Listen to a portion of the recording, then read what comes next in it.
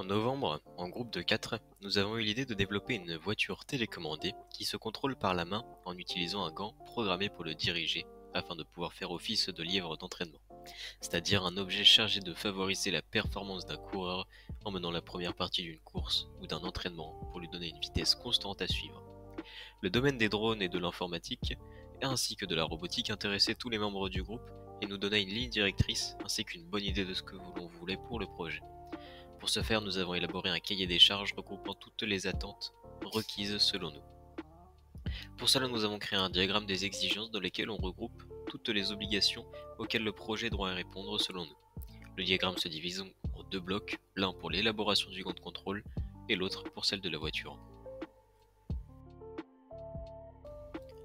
Nous avons après cela commencé à choisir les différents composants dont nous avions besoin.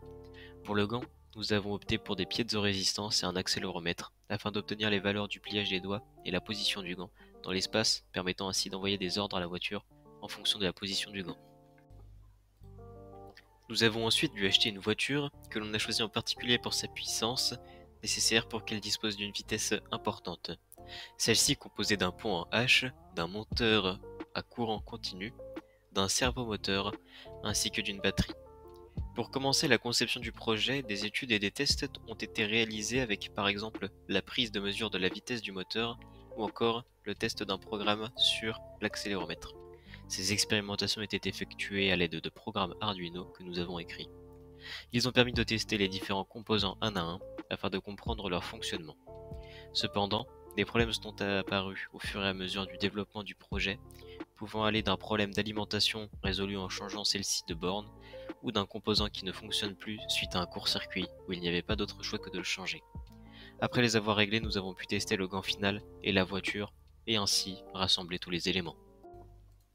À la fin de cette première année, nous avons réussi à avoir une voiture fonctionnelle, commandée par un gant de contrôle qui renvoie toutes les informations à la voiture, ce qui lui permet de tourner, ainsi que d'avancer et de reculer.